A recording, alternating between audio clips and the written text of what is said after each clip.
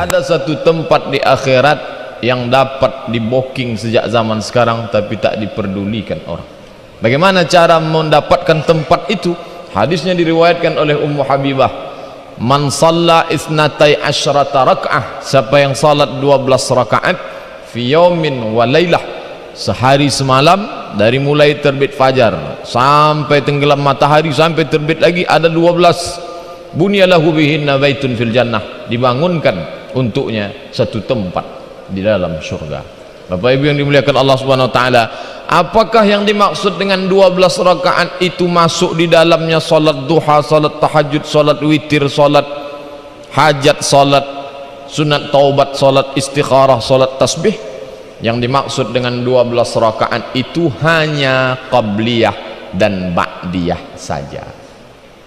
Yang 12 itu adalah 4 rakaat sebelum zuhur, 2 rakaat setelah zuhur, 2 rakaat setelah maghrib, 2 rakaat setelah isya, 2 rakaat sebelum subuh. Itulah yang disebut dengan 12 rakaat. 12 rakaat kalau ditotal semuanya, 4 rakaat sebelum zuhur, 2 rakaat setelah zuhur, 2 rakaat setelah maghrib, 2 rakaat setelah isya, 2 rakaat sebelum subuh. Maka 12 rakaat. Lalu bagaimana dengan orang yang 2 rakaat sebelum zuhur? Berarti kan 10. Ada juga riwayat tentang itu.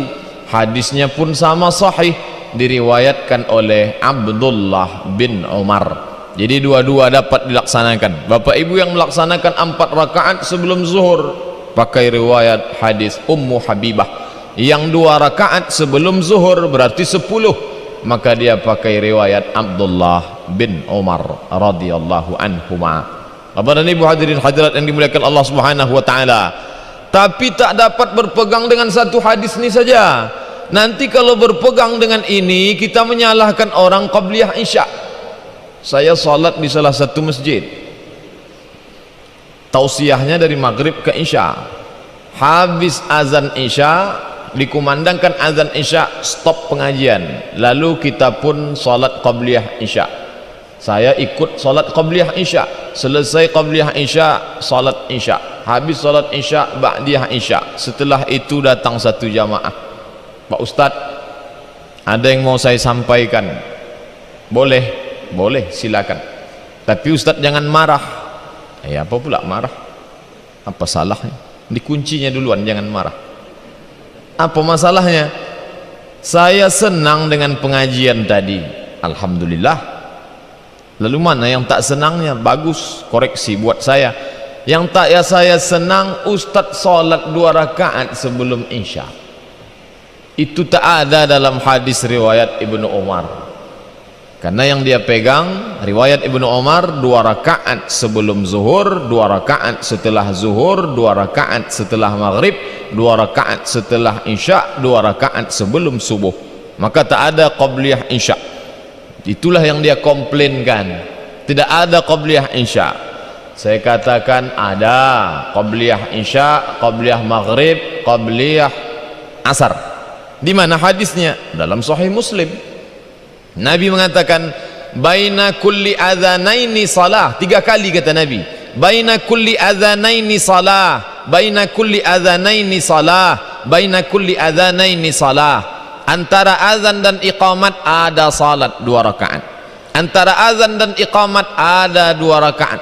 Antara azan dan iqamat ada salat 2 rakaat. Itulah qabliyah maghrib, qabliyah isya dan qabliyah asar. Tapi di ujung hadis kata Nabi, liman syaa, bagi siapa yang mau. Siapa yang punya keluangan waktu, badan sehat, laksanakanlah.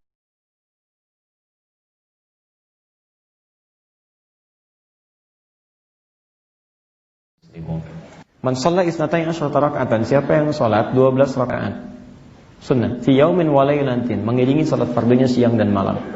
Apa saja itu? Arba'an qabla dhuhri, 4 rakaat sebelum zuhur. Raka'ataini ba'daha, 2 rakaat setelahnya. Maaf, raka'ataini ba'dal maghrib, 2 rakaat setelah maghrib, bukan sebelum, maaf, setelah maghrib. Rak'ataini ba'dal isya dan 2 rakaat setelah isya. Setelah isya 2 rakaat. Rak'ataini qabla subhi dan 2 rakaat sebelum subuh. Jenis salat sunnah itu ada 2. Yang pertama rawatib, yang kedua mutlak. Saya mau bicara pada yang ini dulu, rawatib. Rawatib itu dari kata ratib. Jama' di kata ratib.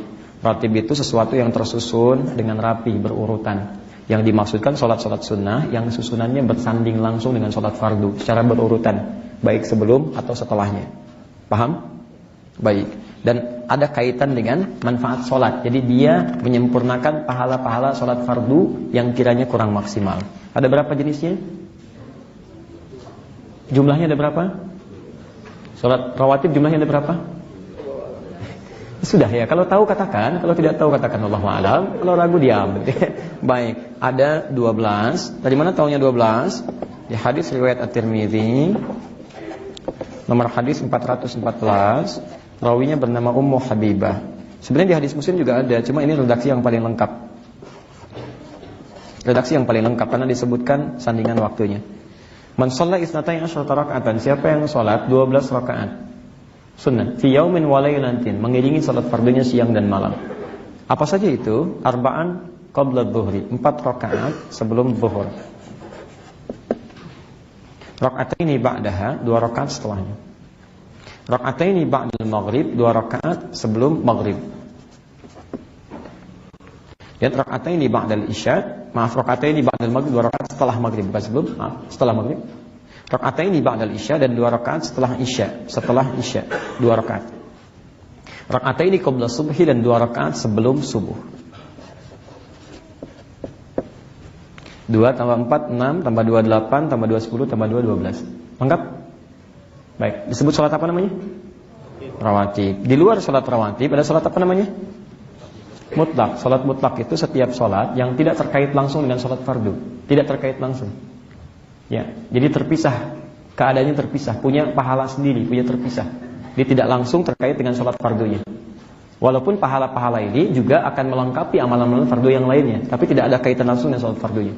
Walaupun waktunya bisa berdekatan dengan sholat fardu atau bisa berjauhan.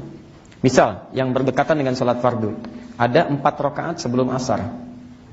4 rakaat sebelum asar. Ya, hadisnya kita temukan misalnya di Abu Daud. Hadis 1257. Rawinya Ibnu Umar radhiyallahu taala anhuma. Rahimallahu imra'an shalla qabla al-'asri arba'an. Allah akan memberikan rahmat kepada orang yang bisa salat 4 rakaat sebelum asar.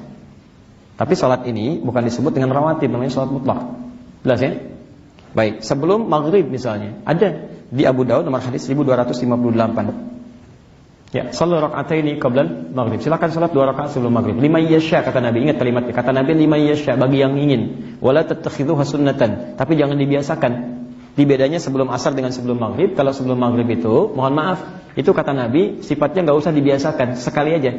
Maksud sekali itu, kalau kita lihat lebih dalam tafsirannya, maghrib itu sangat pendek waktunya. Sehingga di Timur Tengah itu jarang ada orang salat sunnah qabla maghrib, jarang. Sangat pendek, kecuali kalau di Mekah yang tawaf dan sebagainya gitu kan, nunggu iqamat diberi kesempatan sedikit demi sedikit. Tapi umumnya tidak. Sebab kalau diberi kesempatan terbiasa sholat sunnah, nanti akan mundur. Begitu orang mundur, telat sholat maghribnya, begitu selesai isya muncul, sangat padat gitu.